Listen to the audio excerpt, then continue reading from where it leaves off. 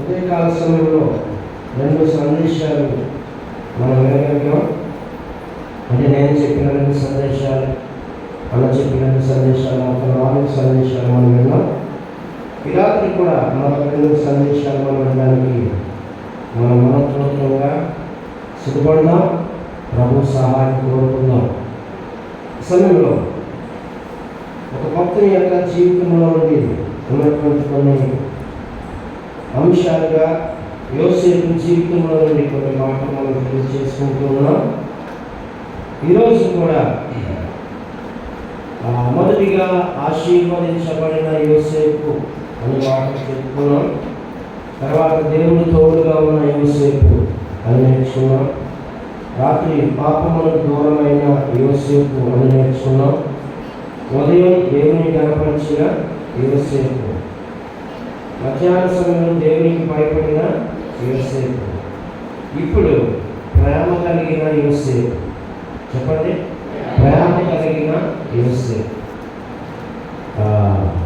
దేవుని మనం చదువుకున్న వాక్యం చదువుకుందాం. మొదటిగా ఆదికాండ గ్రంథం 43వ అధ్యాయం 15వ వచనం నుండి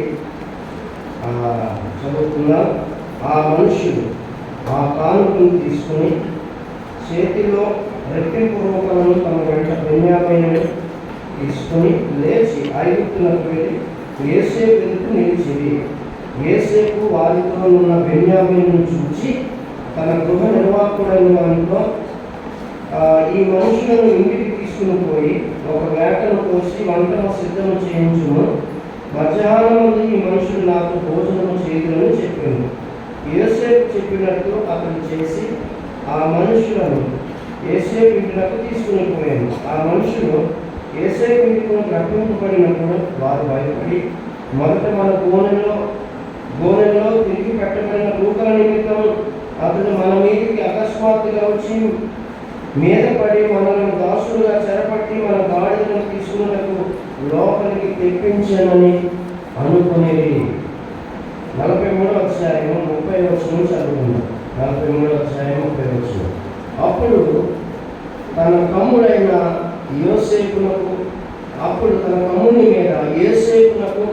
ప్రేమ పొర్లుకుని వచ్చిన కనుక అతను త్వరపడి ఏడ్చుటకు చోటు వెతికి లోపలి గదిలోనికి వెళ్ళి అక్కడ ఏడ్చను.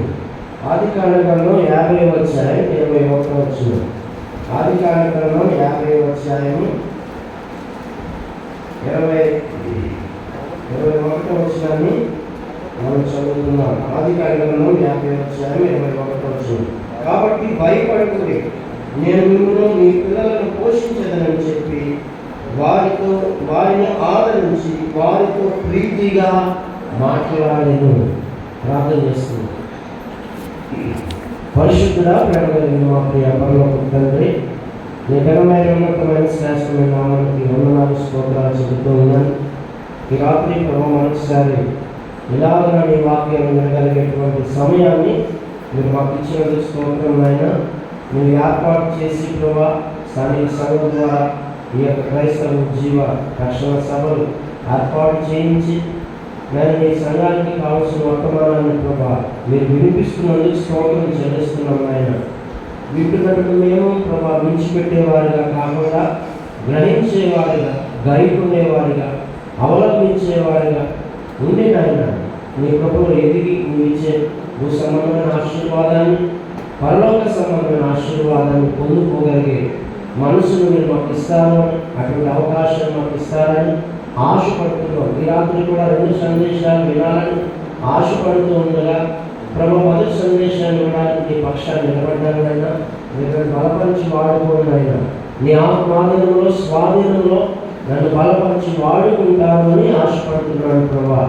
నేను చదవబడిన లేఖనాల్లో ఉంది మాకు అర్థమయ్యే రీతిలో మీరు మాకు బోధించమని, నన్ను మీ ఆత్మాధీనంలో స్వాధీనంలో ఉంచుకొని నన్ను బలపరిచి వాడుకోమని, బోరగా యంత్రంగా పనిముట్టుగా వాడుకొని మీరే సంఘానికి క్షేమకరమైన మాటలు మీరు అందించమని, మహిమ పొందుకోమని ప్రభువు రక్షకుడైన యేసు నామములో స్తుతులు చెల్లించి ప్రార్థిస్తున్నాను పరమ తండ్రి, ఆమేన్.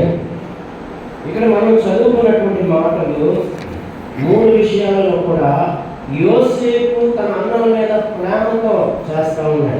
మొదటిగా చదివిన లేఖనంలో రెండవసారి 43వ అధ్యాయము 15వ వచనం చదివితే, యోసేపు మధ్యాహ్నం ఎక్కడి వరకు ఆగేమంటే బెన్యామీనును తీసుకురమ్మన్నారు. మరి మీరు బెన్యామీను తీసుకురావాలి, మీ తండ్రి ఎవరో నాకు తెలియాలి, మీ తమ్ముడు నాడు చెప్పారు కరెక్టో కాదో తెలియాలి, కాబట్టి మీలో ఎవరికి ఉండండి, మీలో వెళ్ళండి, మిగిలిన వారందరూ నా దగ్గర తీసుకురండి, అవసరమైన తండ్రి కూడా తీసుకురండి అన్నట్టుగా మాట్లాడాడు, పంపించాడు. మొత్తానికి వీళ్ళు వెళ్ళారు. ఆ యాకోబుకు విషయాన్ని చెప్పారు. యాకోబు నొప్పించుకుని బెన్యామీను తీసుకుని వచ్చారు. బెన్యామీను యోసేపు ఒకే తల్లికి పుట్టినవారు. యాకోబుకి 2 భార్యలు కాబట్టి ఆ రాహేలుకు 2 కుమారులు పుట్టారు. చివరిలో ఒక ఆయన యోసేపు గారు, రెండవ ఆయన బెన్యామీను, అంటే ఒకే తల్లి గర్భంలో వచ్చిన వారు. ఆ బెన్యామీను తీసుకుని తన అన్నలు మరలా యోసేపు గారి దగ్గరికి వచ్చారు. అప్పటికి కూడా యోసేపు గారిని తన అన్నలు గుర్తించలేదు. యోసేపు తన అన్నలను గుర్తించాడు, కానీ వారి అన్నయ్యలు యోసేపును గుర్తించలేదు. మరలా బెన్యామీను గారిని తీసుకుని, తన తమ్ముడైన బెన్యామీను తీసుకుని మరలా ఐగుప్తు దేశానికి వచ్చారు. తండ్రిని ఒప్పించుకున్నారు. ఎలా అయినా సరే తండ్రిని ఒప్పించుకుని తీసుకుని వచ్చారు. అప్పుడు యోసేపు తన తమ్ముడైన బెన్యామీనును చూశాడు. ఏం చేస్తున్నాడంటే, అన్నల మీద ఉన్న ప్రేమను బట్టి వారికి ఏం చేస్తున్నాడు, గొప్ప విందును చేయిస్తున్నాడు, గొప్ప భోజనాన్ని సిద్ధపరుస్తున్నాడు, మంచి ఆహారాన్ని సిద్ధపరుస్తున్నాడు. వారందరికీ కూడా మంచి భోజనం వడ్డించండి, మంచి కూరలు వండండి అన్నట్టుగా అక్కడ ఉన్నటువంటి అధిపతులకు, నాయకులకు, సేవకులకు ఆజ్ఞాపించాడు. వారిలాగున వారికి భోజన ఏర్పాట్లు వారు చేశారు. అయితే వీరికి భయపడుతున్నారు. డైరెక్ట్గా రాజుగారే, యోసేపు గారే మనం డైరెక్ట్ ఆయన్ని తీసుకెళ్ళారండి, ఒకవేళ మనకి ఏదైనా హాని తలపెడతాడైనా అని వీళ్ళు భయపడుతున్నారు. కానీ యోసేపు హాని తలపెట్టేవాడు కాదు. కాబట్టి ప్రేమ, లోపల ప్రేమ ఉంది కాబట్టి ఆ లోపల ఉన్న ప్రేమను బయటకు వ్యక్తం చేయనిమిత్తము మొదటిగా మంచి ఆహారాన్ని సిద్ధపరిచాడు. ఒక సందర్భంలో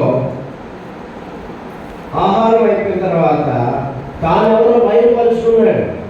అసలు విషయం చెప్పేశాడు. ఇదిగో నేను మీ తమ్ముడైన యోసేపును, నేనే, ఇదిగో మన తండ్రి బతికి ఉన్నాడా, ఎలా ఉన్నాడు యాకోబు గారు అని కనపరుచుకున్నాడు. తర్వాత తన తమ్ముడి మీద పడి ప్రేమ పొందుకు వచ్చింది కాబట్టి అతని మీద పడి ముద్దు పెట్టుకుని ఏడ్చడానికి ప్రయత్నం చేశాడు. లోపల గదిలోకి వెళ్ళాడు. మొత్తానికి వివరణ అంతా తెలియజేశాడు.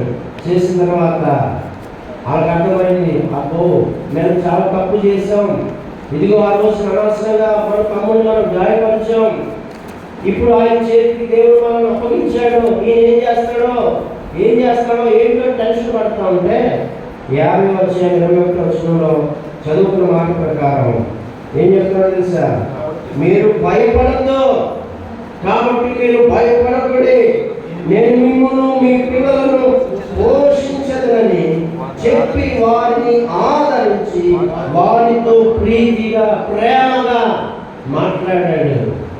వాళ్ళు హాని చేయాలని చూసినా, వారు ఇబ్బంది పెట్టాలని చూసినా, వారు అవమానపరిచినా, వారు చెప్పడానికి ప్రయత్నం చేసినా, ఎంతగా హింసించినా ఆ హింసను మరిచిపోయినటువంటి యోసేపును మనం చూస్తూ ఉన్నాం.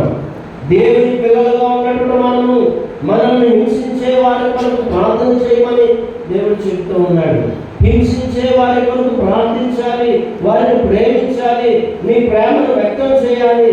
నేను మిమ్మల్ని ప్రేమించినట్టే మీరు మీ సహోదరులను ప్రేమించాలి అని దేవుని యొక్క లేఖనం చెబుతుంది. మార్కు సువార్త 12వ అధ్యాయం 31వ వచనం చదువుదాం. దేవుడు ధర్మశాస్త్రంలో 10 ఆజ్ఞలు ఇచ్చాడు. ఎన్ని ఆజ్ఞలు ఇచ్చాడు? 10 ఆజ్ఞలు ఇచ్చాడు. అది కృత నిబంధనకు వచ్చేసరికి దేవుడు 10 ఆజ్ఞలు కలిపి 2 ఆజ్ఞలు చేశాడు. 2 ఆజ్ఞల్లో 10 ఆజ్ఞలు ఇమిడి ఉంటాయి. 10 ఆజ్ఞలు 2 చేశాడు, 2లో 10 ఇమిడి ఉన్నాయి. ఆ మాట మనం చదువుకున్నాం. మార్కు సువార్త 12వ అధ్యాయం 31వ వచనం. రెండవది, నీవు నిన్ను వలె నీ పొరుగు వారిని ప్రేమింపవలెనన్నది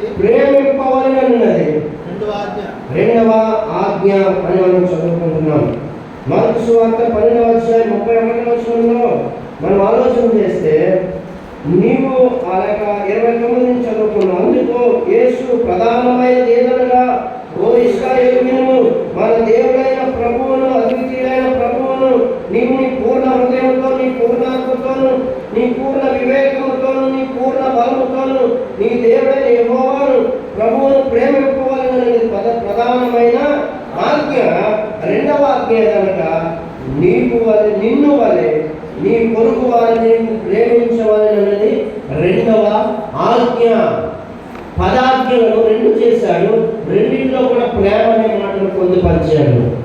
మొదటిగా నన్ను ప్రేమించాలన్నాడు. మొదటి మాటలో ఏం చెప్పాడు? మొదటి ఆజ్ఞలో నీవు నన్ను ప్రేమించాలి అన్నాడు. ఆ రెండవ ఆజ్ఞలో కూడా మరలా ప్రేమ అనే మాటను చూస్తున్నాం. రెండవ ఆజ్ఞలో కూడా నీవు నన్ను ప్రేమిస్తున్నావు, నీ పొరుగు వారిని కూడా నీవు ప్రేమించాలి, నీ సహోదరుని ప్రేమించాలి అని దేవుడు చెప్తూ ఉన్నాడు. ప్రేమ కలిగిన వారిగా ఉండాలి అని, ప్రేమ సంబంధులుగా ఉండాలి అని, ప్రేమ విషయంలో రాజీ లేనటువంటి వారిగా ఉండాలి అని దేవుని పిల్లలుగా ఉన్న మనకు దేవుడు తెలియజేస్తూ ఉన్నాడు. మరి ఈ వాక్యం, ఈ ఆజ్ఞ యోసేపులో నెరవేరుతా ఉంది. యోసేపు అన్నలు ఎంతగానో హింసించారు, గాయపరిచారు, అవమానించారు, దూషించారు, చంపడానికి ప్లాన్ చేశారు, చివరికి గొడ్డలో వేశారు, తర్వాత అమ్మి వేశారు. ఎన్ని చేసినా వాటిని పక్కన పెట్టేశాడు యోసేపు. ఎందుకంటే యోసేపు దేవునికి విధేయుడుగా ఉన్నాడు. యోసేపు దేవుని భయం కలిగిన వాడిగా ఉన్నాడు.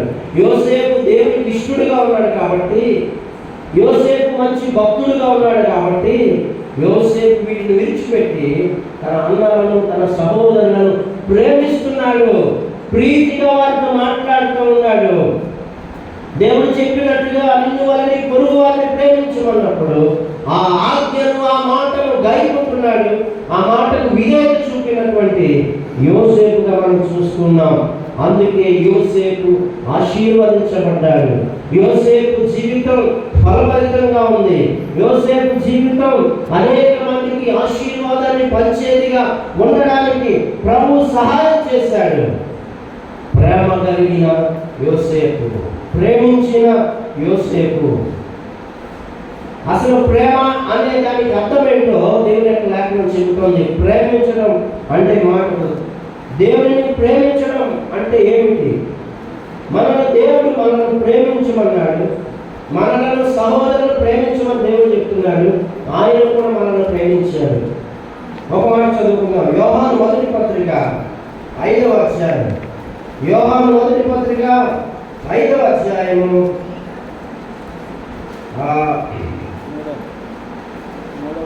3వ వచనం చదువుకుందాం. మనము ఆయన ఆజ్ఞలను గైకొనుటయే దేవుని ప్రేమించడం. నీవు దేవుని ప్రేమిస్తున్నావు అంటే దేవుని ఆజ్ఞలను పాటించడమే దేవుని ప్రేమించడం. నేను దేవుని ప్రేమిస్తున్నానండి, నాకు దేవుడు అంటే ఇష్టమండి అని చెప్తే కుదరదు. దేవుడు చెప్పిన మాటకు విధేయత కలిగినటువంటి జీవితం. అరే అమ్మా, మీరు అలా నవ్వుకోవడం ద్వారా నాకు డిస్టర్బెన్స్గా, మీకు అందరూ డిస్టర్బెన్స్. మందిరానికి వచ్చినప్పుడు మనం చాలా జాగ్రత్తగా ఉండాలి. దేవుని ఆత్మ, దేవుని కనుదృష్టి సంచారం చేస్తూ ఉంటాం. దేవుని సన్నిధికి మనము దేవుని అనుకూలంగా ఉండేటువంటి ఉండాలి. దేవుని ప్రేమించడం అంటే దేవుని ఆజ్ఞను గైకొనడమే, దేవుని మాటకు విధేయత కలగడమే. అలాగే దేవుని ప్రేమించిన యోసేపు దేవుని ఆజ్ఞలకు లోబడ్డాడు, దేవుని మాటలకు విధేయత చూపాడు, దేవుని మాటకు శిరస్సు వచ్చినటువంటి యోసేపుగా యోసేపును మనం చూస్తూ ఉన్నాం. యోసేపు తన అన్నలను ప్రేమిస్తున్నాడు, తన సహోదరులను ప్రేమిస్తున్నాడు, తన సహోదరుల పట్ల ప్రేమను వ్యక్తం చేస్తున్నటువంటి వాడిగా ఉంటున్న విషయాన్ని మనం చూస్తూ ఉన్నాం. దేవుని ఆజ్ఞ ఏదనగా నిన్ను వలె నీ పొరుగు వారిని ప్రేమించాలి అనే ఆజ్ఞ ఖచ్చితంగా 100% యోసేపు దానిని పాటించినటువంటి వాడిగా ఉన్నాడు. అందుకే యోసేపు జీవితం ఆశీర్వదించబడిందని దేవుడు చెప్తా ఉన్నాడు. నేను దేవుడిని ప్రేమిస్తున్నానంటే దేవుని ఆజ్ఞను వినడం అని చెప్పాడు. మరొక మాట చూద్దాం. యోహాను పత్రికలోని 4వ అధ్యాయం 20వ వచనం. 4:20 ఎవడైనను నేను దేవుని ప్రేమించుచున్నానని చెప్పి తన సహోదరుని ద్వేషించిన యెడల అతడు అబద్ధికుడు. చాలా కఠినమైన మాట దేవుడు రాయించాడు. ఎవరైనా సరే నేను దేవుని ప్రేమిస్తున్నానని చెప్తున్నా మీరు, మేము దేవుని పిల్లలని చెప్తున్నా మీరు, మేము దేవుని ఆరాధించడానికి వెళుతున్నామని చెప్తున్న మీరు, మందిరానికి వెళ్ళేటువంటి భక్తులు అని చెప్తున్నటువంటి మీరు మీ సహోదరుని ప్రేమించలేకపోతే మీరు నన్ను ప్రేమించలేరు అని అంటున్నాడు అన్నమాట. ఎవరైనా నేను దేవుని ప్రేమించుతున్నానని చెప్పి తన సహోదరుని ద్వేషిస్తే అతడు అబద్ధికుడు అన్నాడు. కింద ఇంకా వివరణ రాస్తున్నాడు. తాను చూచిన సహోదరుని ప్రేమించలేని వాడు తాను చూడని దేవుని కూడా ప్రేమించలేడు. నీ కళ్ళ ముందు నీ సహోదరుడిని నువ్వు ప్రేమించలేకపోతున్నావు అంటే నీకు కంటికి కనిపించిన దేవుడిని ప్రేమిస్తున్నావు ఎవరు నమ్ముతాడు అని చెప్తున్నాడు దేవుడు. మరి మనం దేవుడిని ప్రేమిస్తున్నామని చెప్పుకునే పిల్లలుగా ఉన్న మనము మన సహోదరుల పట్ల ప్రేమ కలిగి, దయ కలిగి, క్షమాపణలు కలిగినటువంటి వారు ఉంటున్నామా? ఈ లోకంలో ఏదో చిన్న చిన్న సమస్యలు రాకుండా ఉండవు, ఏదో చిన్న చిన్న ఇబ్బందులు రాకుండా ఉండవు. సహోదరుల పట్ల, ఇరుగు పొరుగు వారి పట్ల, మన ఇంటి వారి పట్ల, ఇరుగు పొరుగు వారి పట్ల ఏ చిన్న చిన్న ఇబ్బందులు వస్తూ ఉంటాయి. ఆ సమయానికి వాటిని పరిమితం చేయాలి, అక్కడే వాటిని విడిచిపెట్టేయాలి. నువ్వు అలవజేయమో తెలుసా, నువ్వు అలవజేయ చేసావో తెలుసా అని మనసులో వాటిని పెట్టుకుని మన దేవుని సన్నిధికి వచ్చి దేవుని ఆరాధిస్తే, దేవునికి కృతజ్ఞతాస్తుతులు చెల్లిస్తే అర్పణ ఆయన అంగీకరించడం, దాన్ని స్వీకరించడం. ఆయన ఆరాధించడానికి వచ్చిన నీ సహోదరుని మీద ద్వేషం ఉంటే, నీ సహోదరుని మీద కక్ష ఉంటే మొదటిగా నీ సహోదరుని క్షమాపణ అడిగి మొదటి వచ్చి నాకు అర్పణ అనిపించాడు దేవుడు. ఇవన్నీ దేవుడు రాసినటువంటి మాటలు, దేవుడు మన కొరకు రాయించిన మాటలు. వీటిని మనం పక్కన పెట్టేస్తా ఉన్నాం, వీటిని మనం దూరం అయిపోతున్నాం, వీటిని మనం పాటించట్లేదు. దేవుడు చెప్తున్నాడు, నీ సహోదరుని ప్రేమించకపోతే, కంటికి కనపడే నీ సహోదరుని కానీ నువ్వు ప్రేమించకపోతే నువ్వు నన్ను ప్రేమిస్తున్నావంటే నేను ఎలా అడుగుతున్నా అని అంటున్నాడు. ఈ రాత్రికాల సమయంలో మన జీవితాలు ఎలా ఉన్నాయి? నా జీవితం ఎలా ఉంది? నువ్వు ఇరుగు పొరుగు వారి పట్ల ఎలా ప్రవర్తిస్తున్నావు? ఆలోచన చేసే వారిగా ఉండాలి అని దేవుడు కోరుకుంటూ ఉన్నాడు. యోహాను పత్రికలో 4:10 చూస్తే మొదటిగా ఆయనే మనల్ని ప్రేమించిన మాటను చూస్తా ఉన్నాం. మనము దేవుని ప్రేమించడమని కాదు, తానే మనల్ని ప్రేమించి మన పాపములకు ప్రాయశ్చిత్తముగా ఉండుటకు తన కుమారుని పంపెను. ఇందులో ప్రేమ ఉంటే దేవుని మనం ప్రేమించామని కాదని దేవుడు కుమారుని పంపింది. దేవుడే మనల్ని ప్రేమించాడు, ఆయనే మనల్ని ప్రేమించాడు.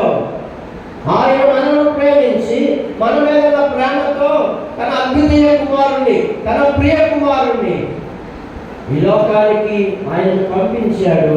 నీవు నేను చేసినటువంటి పాపాలకు ప్రాయశ్చిత్తంగా ఆయన శిలువలో నీ పక్షాన నా పక్షాన నలపడానికి, ఆయనను ఇబ్బంది పెట్టడానికి, ఆయనను శ్రమ కలగజేయడానికి తండ్రి అయినటువంటి దేవుడు అనుమతించినటువంటి వాడిగా ఉంటా ఉన్నాడు అని దేవుని యొక్క నామం చెప్పుకుంది. కాబట్టి దేవుడు మనల్ని ప్రేమించాడు, నీచులుగా ఉన్న మనల్ని ప్రేమించాడు, పాపంలో ఉన్న మనల్ని ప్రేమించాడు. పాపంలో చేతులు, అపరాధంలో చేతులు సచ్చినటువంటి వారికి ఉన్నప్పుడు, నిశ్చితంగానికి పోవడానికి సిద్ధంగా ఉన్నప్పుడు దేవుడు నిన్ను నన్ను అందరిని ప్రేమించి నీకు ఇటువంటి భాగ్యం ఇచ్చాడు. ఇటువంటి భాగ్యం లేని అనేక మంది ప్రపంచంలో ఉన్నారు. ఇలా చక్కగా మన మందిరంలో కూడుకొని దేవుని స్తుతించడానికి, దేవుని ఆరాధించడానికి, ఆయన మాటలు వినడానికి, ఆయన సన్నిధిలో ఆయన నామాన్ని గర్వపరిచేటువంటి యోగ్యత నీ భక్తిని బట్టో, నీ నీతిని బట్టో, నీ యథార్థతను బట్టో ఇది రాలేదు. దేవుడే ప్రేమించాడు. నీ మీద ఉన్న ప్రేమతో ఆయన కుమారుడు యేసు ప్రభువుని పంపించి నీ కొరకు, నా కొరకు, నీ పక్షాన నా పక్షాన ఆయన నలపడం ద్వారా నీకు క్షేమకరమైన ఆరోగ్యం, క్షేమకరమైన సమయం, క్షేమకరమైనటువంటి దీవెనకరమైన ఆనందకరమైన సమయాన్ని దేవుడు మనందరికీ దయచేశాడు. కాబట్టి అటువంటి దేవుడిని మనం ప్రేమించాలి అంటే కంటికి కనిపించే మన సహోదరుల పట్ల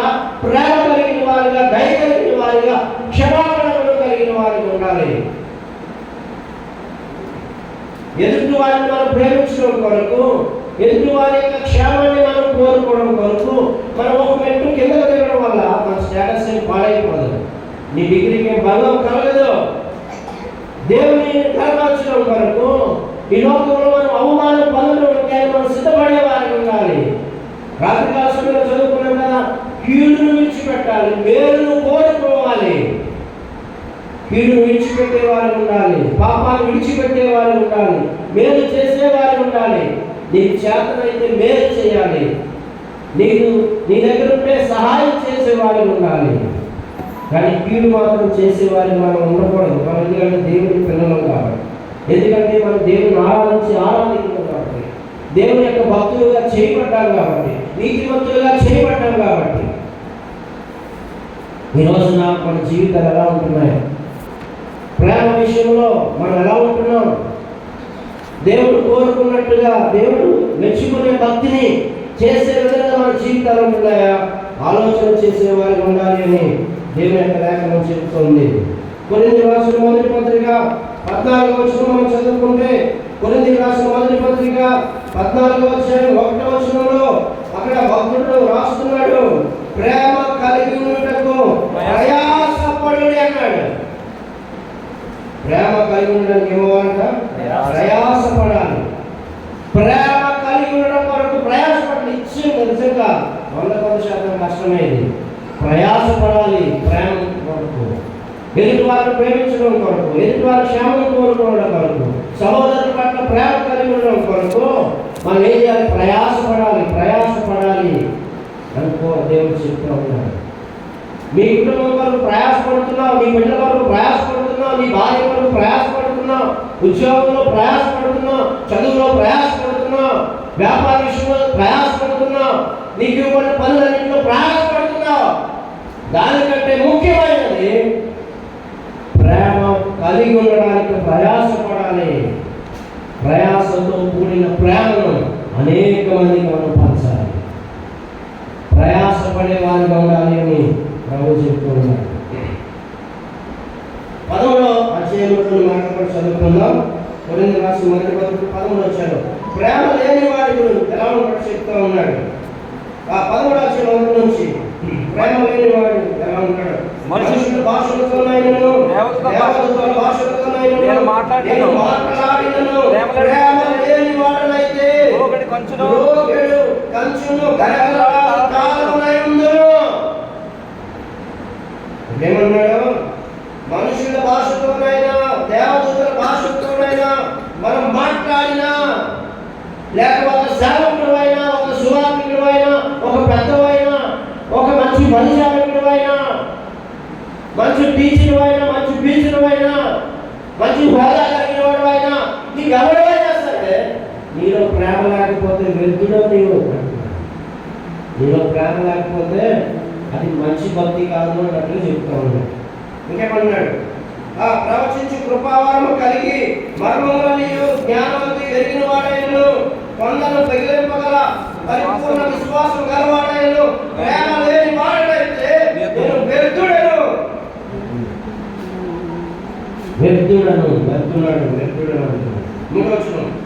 పేదల పోషణ కొరకు నా ఆస్తంతా ఇచ్చినను కాల్చబడిన శరీరం అప్పగించినను ప్రేమ లేని వాడనైతే వారికి ప్రయోజనం లేదు.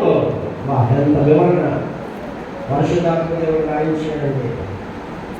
నువ్వు ఏ స్థితిలో ఉన్నా సరే, నీకు అందం ఉన్నా, నీకు హోదా ఉన్నా, నీకు డబ్బు ఉన్నా, నీకు అధికారం ఉన్నా, నీకు ఉద్యోగం ఉన్నా, ప్రేమ లేని జీవితం సున్నా.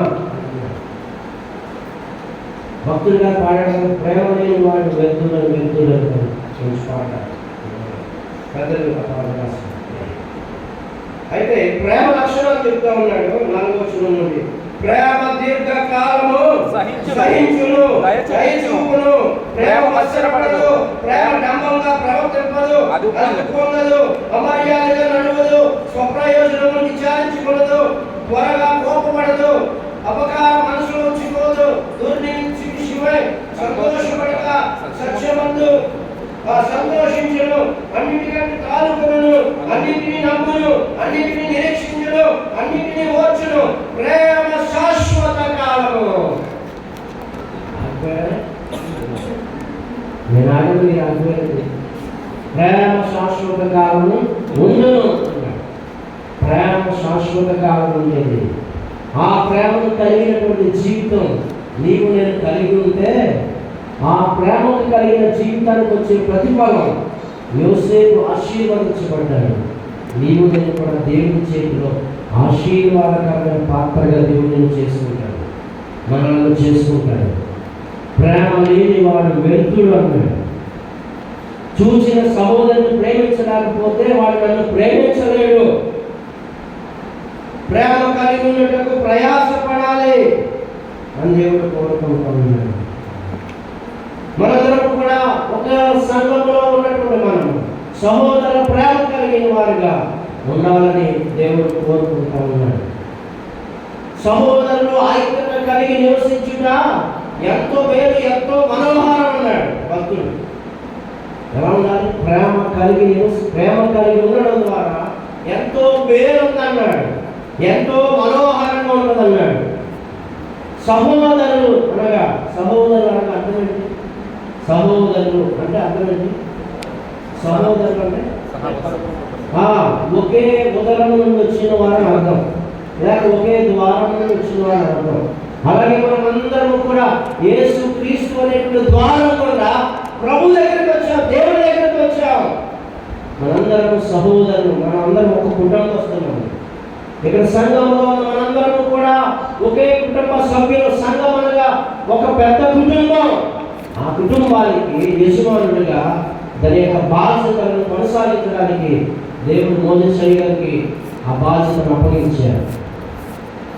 ఒక కుటుంబ సభ్యులు ఉంటున్న మనము ఎవరైనా మన కుటుంబంలో ఎవరైనా మన పిల్లలుగా ఏదైనా చిన్న చిన్న ఇబ్బందులు కలిగిస్తున్నప్పుడు వెంటనే మనం వాటిని సరి చేసుకోవడానికి ఎలా అయితే ప్రయత్నం చేస్తామో, అలాగే సంఘం అనే కుటుంబంలో ఉన్న మనము మన సంఘంలో వస్తున్న ప్రతి చిన్న చిన్న విషయాలను పెద్దగా చేసి ఎక్స్ప్లోర్ చేసి బయటికి తెలియకుండా వాటిని మనమే పరిష్కరించుకోవాలి.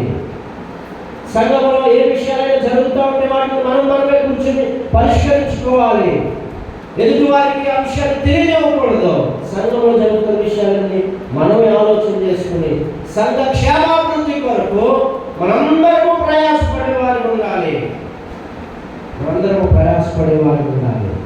లేక పలానాయుడిలాగా అని చెప్పేసి మనం దాన్ని అట్లా చేసి సంఘాన్ని బయట వారికి లోపు చేసేటువంటి వారిగా మనం ఉండకూడదు.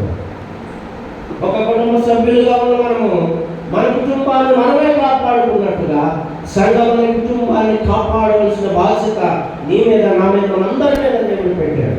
అందుకే చెప్తున్నాడు, ప్రేమ కలిగి ఉండుటకు ఏం చేయాలి?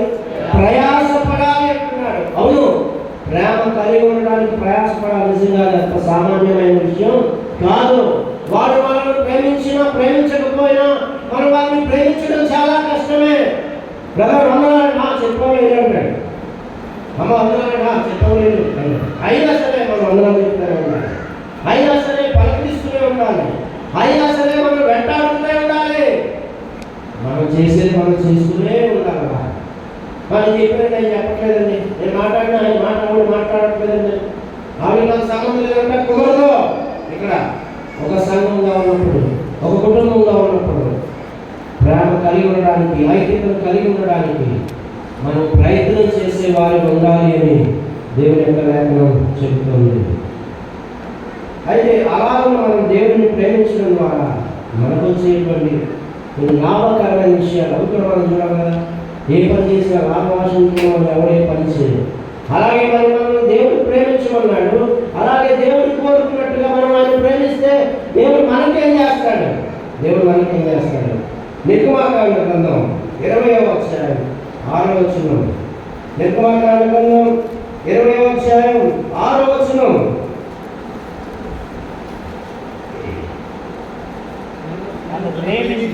నన్ను ప్రేమించి నా ఆజ్ఞలు గైకొను వారు 1000 తరముల వరకు కరుణించువాడనై ఉన్నాను. నన్ను ప్రేమించి నా ఆజ్ఞలను గైకొను వారిని నేను 1000 తరముల వరకు వారిని కరుణిస్తానంటున్నాను. ఎన్ని తరాలండి? 1000 తరాలు. మనం ఎన్ని తరాలు చూస్తాం? బహుశా మరి దేవుని సేవకులు మోషే అయ్యారు, మరి 3 తరాలు చూశారని అనుకుంటారు. వారి పిల్లలను చూశారు, అయ్యా మీ మనవలను చూశారు, రేపు దేవుని అవకాశం ఇస్తే మీ మనవలను వివాహాలు చేస్తారు. మరి మహా అయితే 2-3 తరాలు చూసే ఛాన్స్ ఒకవేళ దేవుడు అధికారం ఇస్తే చూడవచ్చు. మా ప్రాంతంలో ఆయన దానికి దేవుని సేవకులు, ఇప్పుడు ఆయనకి 94 సంవత్సరాలు. ఆయన 3 తరాలు చూశాడు. కానీ దేవుడు చెప్తా ఉన్నాడు, నన్ను ప్రేమించి నా ఆజ్ఞను గైకొన్నవాడు, గైకొన్న వారిని 1000 తరాల వరకు నేను కరుణిస్తాను అని దేవుడు చెప్తున్నాడు. 1000 తరాల వరకు దేవుని కరుణ నీ ఫ్యామిలీపై ఉండాలి అంటే మనం దేవుని ప్రేమించడమే, దేవుని ఆజ్ఞను గైకొనడమే. కీర్తన 91:14. కీర్తన 91:14. అతను నన్ను ప్రేమించున్నాడు కనుక నేను అతను తప్పించేదను. నేను అతన్ని తప్పిస్తాను. మనము దేవుని ప్రేమిస్తే, దేవుని ఆజ్ఞలకు విధేయత చూపిస్తే, కనిపించే సహోదరుని మనం ప్రేమిస్తే అది దేవుని ప్రేమించినట్టు. కాబట్టి దేవుడు మనల్ని తప్పిస్తాడు. ఎక్కడి నుండి? శోధన నుండి, కీడు నుండి, ప్రమాదం నుండి, అనారోగ్యం నుండి, లోక సంబంధమైన ఆర్థికపరమైన సమస్యల నుంచి దేవుడు నిన్ను తప్పిస్తాడు. రావు అంటలేదు, తప్పిస్తాడు అంటున్నాడు. ఈ లోకంలో ఉన్నంతకాలం శోధన రావచ్చు, వేదన రావచ్చు, దుఃఖం ఉండొచ్చు, అనారోగ్య పరిస్థితులు ఉండొచ్చు, అప్పుల భారం ఉండొచ్చు. ఒక కవిలో ఉన్నాడు అనమాట, అలలు లేని సముద్రం ఉన్నదంట. ఇందాక అన్నీ మనం తీసుకెళ్ళారు దేవుని సేవకుడు మోజేశ్వరి గారు. సముద్రం దగ్గరికి వెళ్ళారు, ఎగిసి పడతా ఉంది. కెరటాలు ఎగిసి పడతా ఉన్నాయి. అది నెమ్మదిగా ఎప్పుడు ఉండదు, సముద్రం ఉండదా, దగ్గర ఉంటుందా? ఉండదు. ఎప్పుడు ఎగిసి పడతానే ఉంటుంది. అంతకుముందు గోదావరి దగ్గరికి వెళ్ళాం, గోదావరి నెమ్మదిగా ఉంది, సముద్రం ఎగిసి పడతా ఉంది అనమాట. అలలో కెరటాలు వస్తూ ఉంటాయి. ఒక కవి ఇలా అన్నాడు అనమాట, అలలు లేని సముద్రం ఉండదు, సమస్య లేని కుటుంబం ఉండదు. ఉంటుందా? ఏదో సమస్య, ఏదో ఒక బాధ, ఏదో ఒక ఇబ్బంది. నాకు ఏ బాధ లేదని మా కుటుంబం అంతా సస్యశ్యామలంగా ఉందన్నవాడు ఎవరన్నా ఉన్నారా? ఉంటుందని అందరూ చెప్పారు. సమస్యలు లేని కుటుంబం ఉండదు. ఏదో ఒక సమస్య, ఏదో ఒక చింత నీలో నాలో అందరిలో ఖచ్చితంగా ఉన్నది. ఈ చింతలన్నిటికి ఎప్పుడు చూస్తామో తెలుసా? ఆయన దగ్గరికి వెళ్ళాక. పరలోకము మహాపుణ్యరాజ్యము, పరలోకము మహాపుణ్యరాజ్యము, పరిశుద్ధులు నివసించే ఆ రాజ్యము. పరలోకము మహాపుణ్యరాజ్యము, పరలోకము మహాపుణ్యరాజ్యము. పుణ్యరాజ్యం అక్కడ పరలోకంలో. ఆకలి దప్పికలు లేని రాజ్యం, వేదన లేని రాజ్యం, దుఃఖం లేని రాజ్యం. ఆ రాజ్యానికి వెళ్ళిన తర్వాత ఈ అన్నిటికీ పురుస్తాం. అక్కడ ఇక మనకు పని చేయవలసిన అవసరం లేదు. సోదరి ఇల్లు ఉంచాల్సిన పని లేదు, అంటులు కడగాల్సిన పని లేదు, వంట చేయాల్సిన పని లేదు, టయానికి ట్యాబ్లెట్ వేసుకోవాల్సిన పని లేదు, ఏ పని లేదంట. ప్రభువును స్తుతించడమే మన పని. అటువంటి రాజ్యానికి వెళ్ళే వరకు ఈ లోకంలో దేవుడు మనకి ఇస్తున్న ఆరోగ్యాన్ని బట్టి, ఆయుష్ను బట్టి, ఎదురవుతున్న శోధనను దేవుడు తప్పిస్తాడు. కాబట్టి కీడును తప్పిస్తాడు. కాబట్టి దేవుని చిత్తంలో మనం ఉంటే కనుక ఆయన మనల్ని తప్పిస్తాడు. కాబట్టి మనం ఆయన ఇచ్చిన ఆయుష్ను పొందుకొని మనం ఆయన్ని ప్రేమిస్తూనే ఉండాలి అని దేవుడు కోరుకుంటూ ఉన్నాడు. 145వ కీర్తన 20వ వచనం. మొదటిగా 1000 తరముల వరకు నేను వారిని కరుణిస్తాను అంటున్నాడు. రెండవదిగా నేను అతనిని తప్పిస్తాను అంటున్నాడు. మూడవదిగా 145:20. 145వ కీర్తన 20వ వచనం. తన్ను ప్రేమించు వారందరినీ ఏం చేస్తాడు? కాపాడుతాడు. దేవుడు కాపాడుతాడు.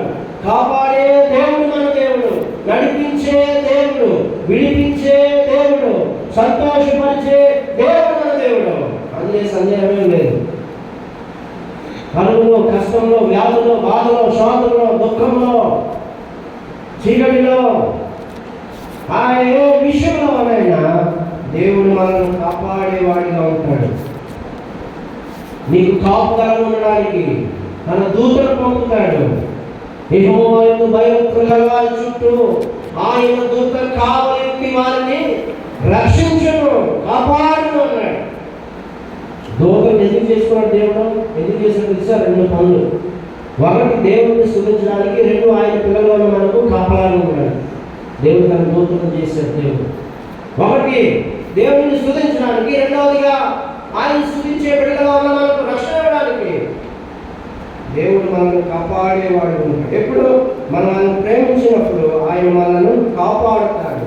మొదటిగా 1000 తరముల వరకు ఏం చేస్తాడమ్మా చెప్పాలి? కనిపిస్తాడు. రెండవదిగా తప్పిస్తాడు. మూడవదిగా కాపాడుతాడు. నాలుగవదిగా సామెతలు గ్రంథం 8వ అధ్యాయం 17వ వచనం. 8వ అధ్యాయం 17వ వచనం.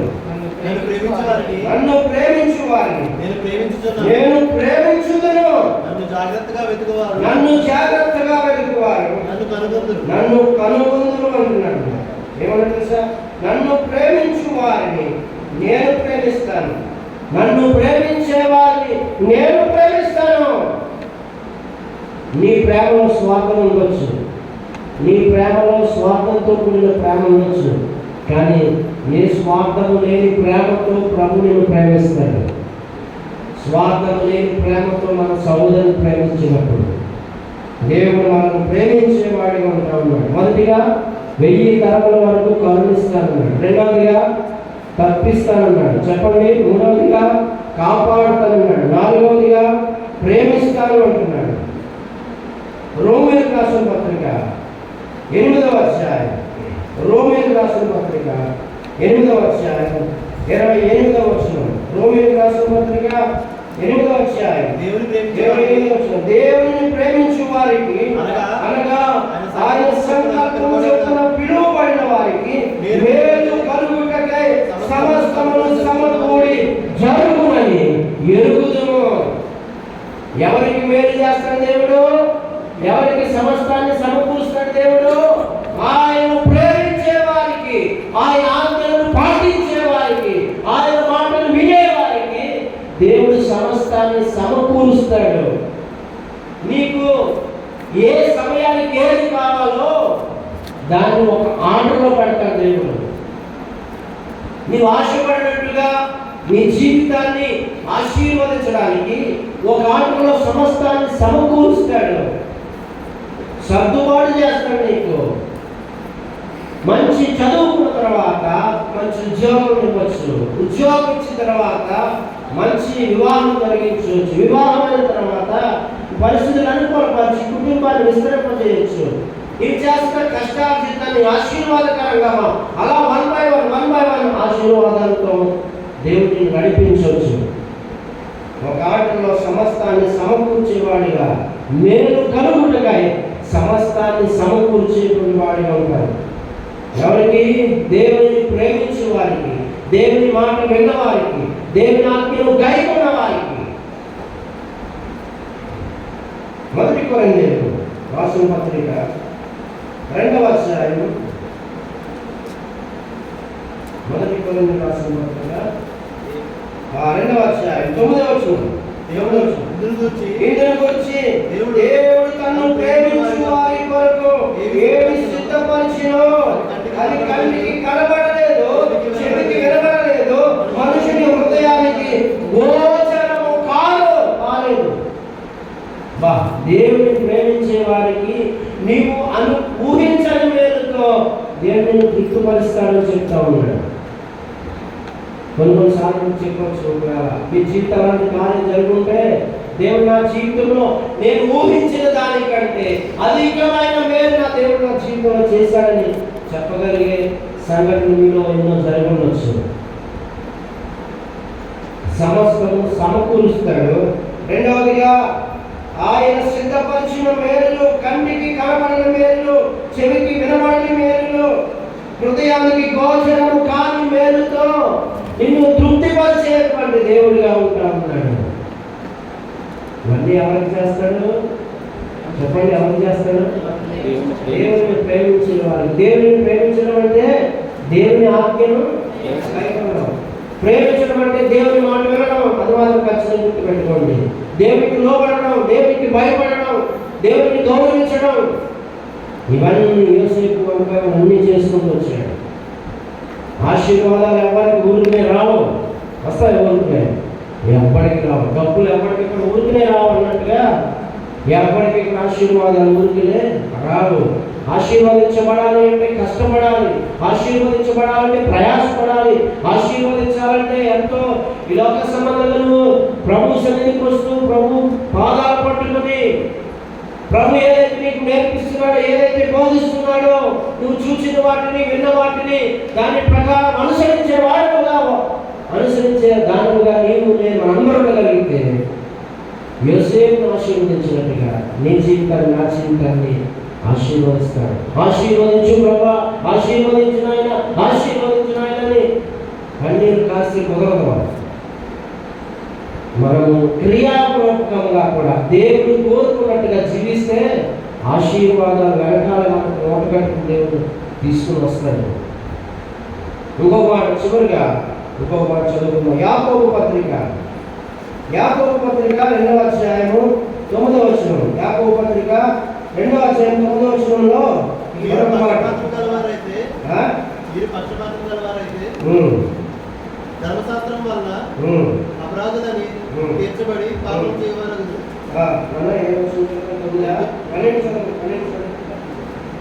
స్వాతంత్రం ఇచ్చిన ఈ వంశమున యాకోబు పత్రిక 1వ అధ్యాయము 12వ వచనం. శోధన సహించువాడు ధన్యుడు. శోధనను సహించువాడు ధన్యుడు. అతడు శోధన తెలిసిన వాడే. అతడు శోధన తెలిసిన వాడే. ప్రభువు తను ప్రేమించు వారికి వాగ్దానం చేసిన జీవ కిరీటం పొందును. ఎవరికి ఇది జీవ కిరీటం? జీవ కిరీటం. జీవ కిరీటం ఎంత కావాలి? ఎంతమంది కావాలి? ఎవరు వద్దా? నాకు కావాలి జీవ కిరీటం. వద్దా మీకు? అయ్యో, జీవకిరీటం సంపాదించుకోవాలని మేము ఈ ప్రయాస, మీ అయ్యగారి ప్రయాస, ఖర్చు పెట్టి దూరం నుంచి సేవకులు పిలిపించి కూడికి ఏర్పాటు రండి అని అనౌన్స్మెంట్ ఇచ్చి భోజనాలు పెట్టి ఎంత ప్రయాసపడేది ఎందుకో తెలుసా? మనందరం జీవ కిరీటం పొందుకోవాలి. జీవ కిరీటం లేకపోతే నువ్వు జీవించలేవు. దేవుడు మనం యొక్క క్రీస్తు న్యాయపడిపైకి నిలబడినప్పుడు నీకు చేసిన నేను చేసినటువంటి కార్యములను బట్టి బహుమానాలు ఇచ్చే సమయంలో దేవుడు నన్ను ప్రేమించినందుకు, నా మాట విన్నందుకు, ఇదిగో నీకు జీవ కిరీటం ఇస్తున్నాను ప్రభు నేను అభినందిస్తాడండి. నీవు జీవ కిరీటం పొందుకోవాలంటే దేవుడిని ప్రేమించే వారికి ఉండాలి. జీవ కిరీటం పొందుకోవాలి అంటే దేవునికి లోబడే వారికి ఉండాలి. అటువంటి జీవ కిరీటం యోసేపు గారు పొందుకున్నారు. ఆశీర్వాదకరమైన జీవితాన్ని యోసేపు జీవించాడు.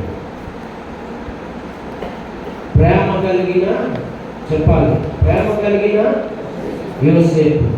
మన ప్రేమ ఎలా ఉన్నాయి? మనం ఎలా ప్రేమిస్తాం తెలుసా?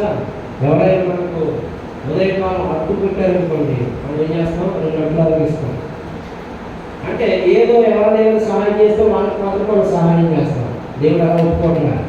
నీకు సహాయం చేయని వారికి నువ్వు సహాయం చేయి. నిన్ను వేధించే వారి వరకు నువ్వు ప్రార్థన చేయి. నిన్ను తిట్టే వారి వరకు ప్రార్థన చేయి. నిన్ను అవమానపరిచే వారి వరకు ప్రార్థన చేయి. వారిని ప్రేమించు అంటున్నాడు. మనం ఏం చేస్తాం? మనతో మాట్లాడే వారితో మాట్లాడతాం. మనల్ని ప్రేమించే వారిని ప్రేమిస్తాం. మనల్ని అవమానపరిచే వారితో అవమానపరుస్తూనే ఉంటాం. ఇలాంటి జీవితాలు మనలో కొంతమందిలో ఉంటూ ఉన్నాయి. ఈరోజు ఈ రాత్రి కాల సమయంలో ఆయన మనల్ని ప్రేమించాడు, మన కొరకు తన ప్రాణం పెట్టాడు. ఎందుకు తన ప్రాణం పెట్టాడు తెలుసా? పాపముల చేతను అపరాధముల చేతను సంచీనట్టుగా మనల్ని బ్రతికించడానికి, ప్రభుత్వం కూడా క్రీస్తుతో కూడా బ్రతికించి పరలోక రాజ్యాన్ని తీసుకువెళ్ళడానికి ఆయన లోకానికి వచ్చాడు. మరి ఆ రాజ్యానికి నువ్వు చేరుకోవాలి అంటే ఈ రాత్రి కాల సమయంలో మనకు దైవజనుడు ఈ పక్షాన్ని నిలబడి దేవుడు వర్తమానం అందిస్తూ ఉంటాడు. ఆయన మొదటి నుంచి కొండ ప్రసంగం గురించి చెప్తూ వస్తూ ఉంటున్నాడు. మొదట నా నీతిని, నా రాజ్యమును వెతకాలి. ఏమేమో వెతుక్కుంటున్నాం, జీవితం అంతా ఎదుగురాటలోనే ఉంటుంది. మనకి ఇక దేవుని రాజ్యాన్ని ఎప్పుడు వెతుకుంటావు? ఇదే మీకు అనుకూలమైన సమయం. దేవుని రాజ్యాన్ని వెతుకునే సమయం, దేవుని రాజ్యంలోకి ప్రవేశించే సమయం. ఆకలి దప్పికలు లేనటువంటి రాజ్యంలో ప్రవేశించడానికి దేవుడు అనుకూలతలు ఏర్పాటు చేసి ఆయుష్నిచ్చి, ఆరోగ్యం ఇచ్చి, సమయాన్ని ఇచ్చి, సమస్తాన్ని సమకూర్చి నేను ఇలా కూర్చోబెట్టి దేవుని యొక్క వాక్యాన్ని ప్రకటిస్తూ ఉంటే లోబడలేనటువంటి వారుగా, లోబడలేనటువంటి దానిగా ఉంటూ దేవుని యొక్క రాజ్యాన్ని పొందుకోకుండా, దేవుని రాజ్యాన్ని వెదకపోకుండా వెళ్ళిపోతున్నావా? ఆలోచన చేయి. ఈ రాత్రి మరొక దైవచనంలో మీ పక్షాన్ని నిలబడి దేవుని సువార్తను ప్రకటిస్తూ ఉండగా ఆ రాజ్యం గురించిన సంగతులు విని ఆ రాజ్యానికి అందరూ వారసులు కావాలని తెలియజేస్తూ నా మాటలు ముగిస్తూ ఉన్నాను. దేవుడి కొద్ది మాటలు మన ఇంట్లో దీవించుకున్నాను. ప్రార్థన చేసి, ప్రేమ కలిగిన తండ్రి మీకు స్తోత్రం. ఇచ్చిన వర్తమానం తప్పే ఉంటున్నారు ప్రభా. మరి యేసేపు నేను తన అన్నల విషయంలో ఎంతో ప్రేమను ఒలిపించాను, ఆదరించాడు, ప్రీతిగా మాట్లాడాడు ప్రభా. మేము కూడా మా సహోదరుని పట్ల ప్రేమ కలిగి, అనురాగం కలిగి, నీ చిత్తం నెరవేర్చేవారు, నీ ఆజ్ఞను నెరవేర్చేవారు ఇప్పుడు మనుషులను అందరికీ దయచేయమని మనకు దాసులు ప్రభావం దాసులను రాసుకున్నారని నీ పక్షాన్ని నిలబడుకుంటున్నాను. మీరు బలపరచి వాడుతున్నాను. ప్రభువు రక్షకులను యేసునామమున స్తుతులు చెల్లించి ప్రార్థిస్తున్నాను పరమ తండ్రి. ఆమేన్. అందరికీ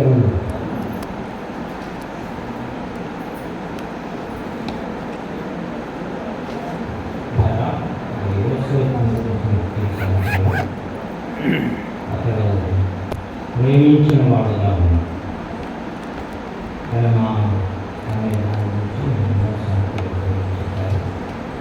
దేవుని ప్రేమించేవాళ్ళగా, సహోదరులను ప్రేమించేవాళ్ళగా, యేసు తన సహోదరులను శత్రువులుగా చూస్తున్న సహోదరులను ప్రేమించేవాళ్ళగా ఇలా సాగుతూ జ్ఞాపకం విషయాలు వారికి పరిచయం.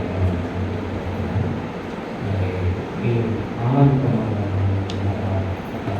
పల్లవి చాలా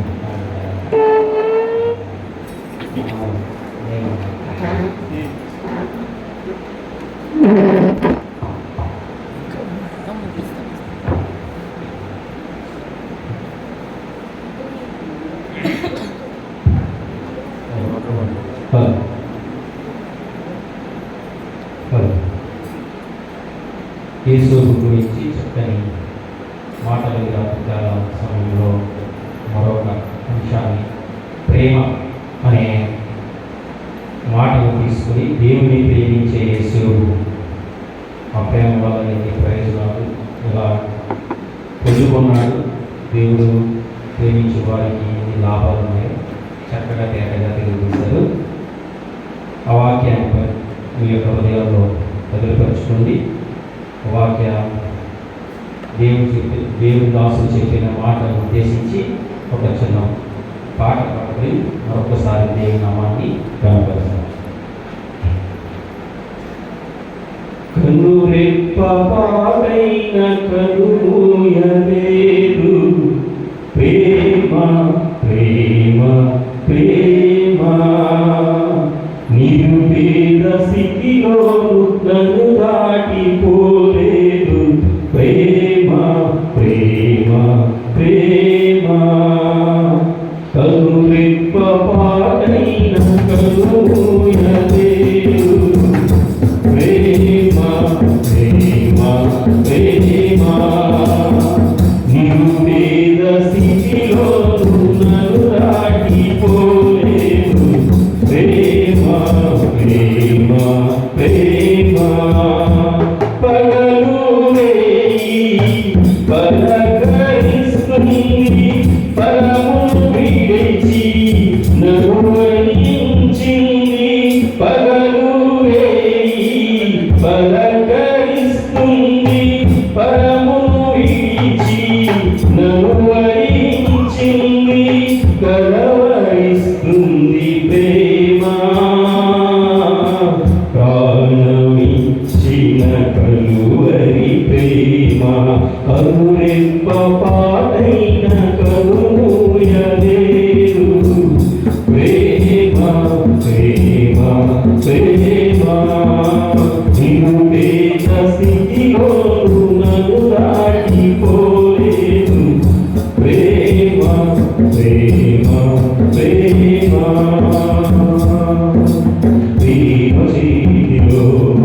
నన్ను చేరుకున్నది ప్రేమలో నన్ను మార్చిన్నది ప్రేమలో నన్ను చేరుకున్నది ప్రేమలో నన్ను మార్చిన్నది ప్రేమలు మించిన దైవం లేదని ప్రేమను కలిగి జీవించమని ప్రేమను మించిన దైవం లేదని ప్రేమను కలిగి జీవించమని ఎదురు చూస్తుంది ప్రేమ కలువరిస్తుంది క్రీస్తు ప్రేమ కలువే పాపైన కలుమూయలేదు ప్రేమ ప్రేమ ప్రేమ ఇరు పేద స్థితిలోను నన్ను దాటిపోలేదు ప్రేమ ప్రేమ ప్రేమ పగలు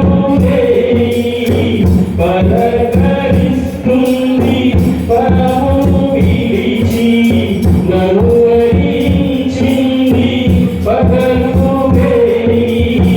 పలకరిస్తుంది పరమును విడిచి నన్ను వరించింది కలువరిస్తుంది ప్రేమ కాలమించిన కలువరి ప్రేమ మధురే పాపైన కలుమూయలేదు ప్రేమ ప్రేమ ప్రేమ నీవు పేద స్థితిలోను నన్ను దాటిపోలేదు ప్రేమ ప్రేమ ప్రేమ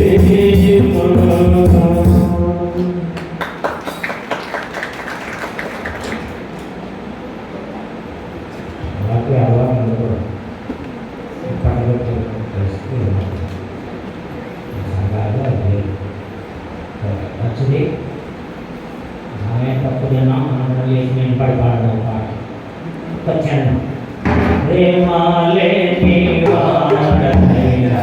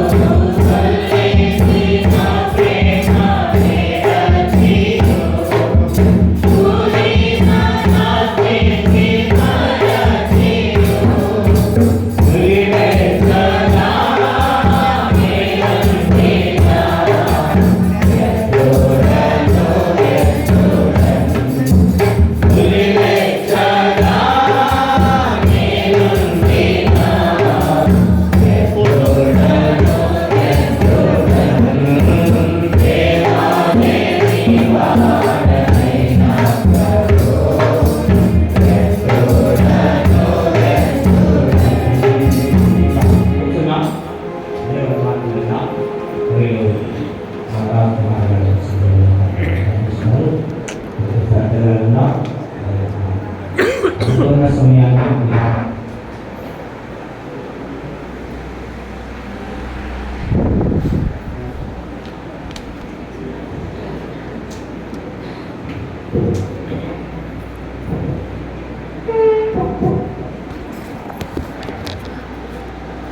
దేవుని నామానికి కలుగుగాక.